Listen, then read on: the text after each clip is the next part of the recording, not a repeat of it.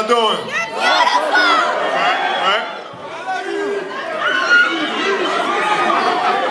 Soak it in. Soak it in.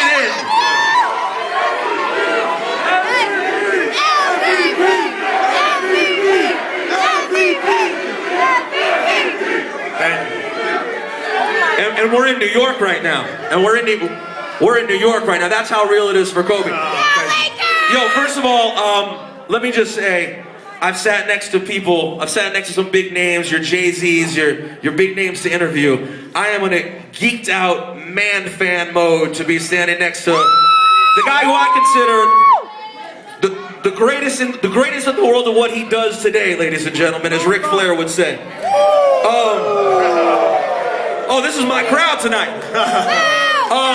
First of all, you just had a beast performance, back-to-back nights. First rivalry game in Boston, then tonight here at the Garden. But there's a history of special games at the Garden. A lot of the great shooting guards, the two guards have gone off at the Garden. Jordan always lit up the Garden. Reggie loved the Garden. What is it for guys like you, the true scorers that love the Garden? You know, it's there's so much history here, and I think it's something that you can feel. You know, as a player, when you come in, you know the fans are excited about it. There's so much history in the arena, and you know you don't want to disappoint. You want to go out there and put on a good performance. You did. He did. Yes, you did. I love you. What was that? 23 in the first half, 19. I don't know if you kept track. You were busy. 19 in the first quarter. Does it feel like, I was thinking about this today, is it any more like home away from home, seeing that two of your star players represent Queens, New York City, Ron and Lamar Odom? Yeah, no, it's always great. You know, you know that they're, when they come home, they're very excited to play in front of the home crowd and show how much they've grown as players. And we're all excited for them, and they always play well too, so it's good. All right, so tell us real quick about these Kobe sixes. Tell me about this new shoe you got out right now. Well, I mean, you know, without geeking out too much, because you know that's what we do at Nike. We break down everything about the shoe. And thank you. And you know what we try to do, you know, differently or improve on is, you know, I wanted the shoe to become lighter. And I still wanted to feel like I was playing close to the ground, but I also wanted it to be softer. So I wanted to feel like I was walking on pillows. And at the same time, I didn't want to lose that, you know, that speed, you know, that we did so well with the previous shoe. And we did a phenomenal job of it. You know, our Nike staff did an incredible job technology-wise. And there you have it. In terms of the look itself, man, that's just the fun. That's the icing on the cake. You know what I mean? But we really get down to the nuts and bolts of it and making sure it performs the best way possible. Talk to me about the Black Mamba movie. Explain to us how this fits in with the shoe, and then basically the concept of it, because you worked with Robert Rodriguez, right. Kanye, Bruce Willis. Right. Explain this whole Black Mamba situation. There's a lot involved with that. You know, we were just brainstorming, just having a good time, just kicking around various ideas. And you know, I wanted to do something that was different. I didn't want to do something that was just your generic shoe commercial. You know what I mean? I wanted to do something that was a little different, that tied in the shoe with the personality and kind of mixed it all together. And Rodriguez, he's one of my favorite directors in the world, from, you know, Desperado and all the great things that he's done, Machete. Dusk Till Dawn. Yeah, exactly. So, you know, the way that he shoots things is different in and of itself. And I called him, asked him if he was down to do it, and he was like, I'm down, and there you have it. And the first day I showed up, actually, I'm on the set, I'm talking with Robert, and he said, I got a surprise for you. I said, well, what? He said, well, I ran into Bruce Willis at the gym yesterday, and he, you know, we just kind of talking, we just caught up and see what was going on, whatever. He asked me what I was doing. I said, I'm doing, you know, Kobe's commercial, you want to be in it? He was like, yeah, when? You know, tomorrow. And he just showed up, and then there it is. Is that something that ever geeks you out? Because, like, listen, when it comes to sports, I was just talking about to my man, you're like super A-list. You're a Hollywood staple. You play in LA. Your fans are megastars. Yeah. Does it ever, you always play it cool, but does it ever geek you out when you're sitting there and cats that you really admire from other fields are worshiping you? Now, you know what it is for me? It's an opportunity to learn. Like, I love, you know, talking with them and figuring out what makes them great at what they do, and try to learn as much as I possibly can. You know, and to the day that I die, I'm going to continue to be a sponge and continue to learn. So for me, it was a great experience having Bruce there, having Robert there, having Ye there. And, you know, Ye and I, we planned on doing something with Nike years ago. And so when this opportunity came up this summer, I was messing around with him in the studio and all this other stuff. And once the opportunity came, we jumped on it. And, you know, his character in the commercial it's a lot of fun, man. He's got a lot of energy. Is he the bad guy? Is he the heel? Yo, yeah, he's the guy. He's the boss. He's the boss. You know what I'm saying? So his character has a lot of energy in it. He puts a great performance on, and it's fun. You never met Ye in your old days on Columbia Records, did you? No. You and I was just talking. We were just talking because you know he was when I saw him this summer, he was actually just finished.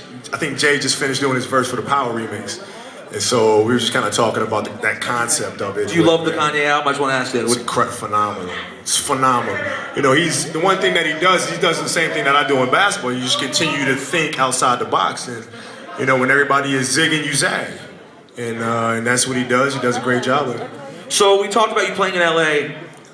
In a couple weeks, we got the All-Star game in L.A. You're 13th straight. You've done all right in the NBA. What does it feel? What does it mean to get to play that game in Los Angeles? Well, it's an honor. You know, most of the times when through the span of a player's career, you only have if you're fortunate, you have one All-Star game in front of your home crowd. This will be my second, and it's a huge honor, man. I've been in LA for 15 years now, and to have another All-Star game there, it's good. Get a chance to put on a show for the home crowd. I actually got a surprise question from a guy who claims to be your biggest fan. He told me he's your biggest fan. He's a kid out of New Orleans. His name is Dwayne Carter. Y'all may know him as Lil Wayne. But I hit Weezy up, and he said he wanted to ask you, with the rest of your career, what goals do you have on the court besides championships? No, you know what? It's funny because for me, it's about leading my guys the right way. You know what I'm saying? Like that's the hardest part. I mean, that's the challenge. It's not scoring. It's not. I mean, that stuff comes easy. You know, but the hard part is it does. It does. You've watched him play. It comes natural. The challenge is learning how to take a collection of guys that all have different personalities and different backgrounds, and making sure everybody stays on the same page and everybody stays motivated and stays focused on what the job is. That's the biggest challenge. One of the things I find super interesting about your career is your growth. And I was thinking earlier today that when you were blowing up, when you were becoming a megastar, the two guys in the league that we all talked about and loved were you and AI. Right. Obviously, you guys have had very different ends to wind down your career. When did you figure it out? Like, you were always good, but now when I watch you, you're this super team player. You're beyond a great scorer. When and how did you learn to be that guy? Because I worked at it. You know what I mean? I worked at it. I focused on it. I understood if I'm to win championships, this is what I need to learn. And quite honestly, the challenge was, thrust upon me on, when Shaq leaves, you can't win. So I said, oh shit, yes I can. You know what I mean? So when that happened, that became my motivation. That became my passion, and I was obsessed with it, and here we go. What do you feel about the prospect of playing next year, being coached by a guy who's not named Phil Jackson? It's gonna be weird. It's gonna be weird. You know what? I don't think he'll come back. I think this is it for him, and we just want to make sure we send him off the right way. You guys have had a good run. You guys have had a pretty good run. Now listen, I'm gonna get to the kids' question. Right. Last thing I gotta ask you. Sure. What does it mean to you to have this part of your career have this rejuvenated Celtics-Lakers rivalry? And do you kind of hope deep down there's one rubber match come June? Yeah, it's I don't like ties. I don't do very well with ties, and it's 1-1 in the final series, and I want to break that tie. So it'd definitely be fun. All right, so we're gonna get to a couple questions now from the kids. So when I say your name, if you hear your name in your question, stand up. Let us know yours. Ishmael. That's you?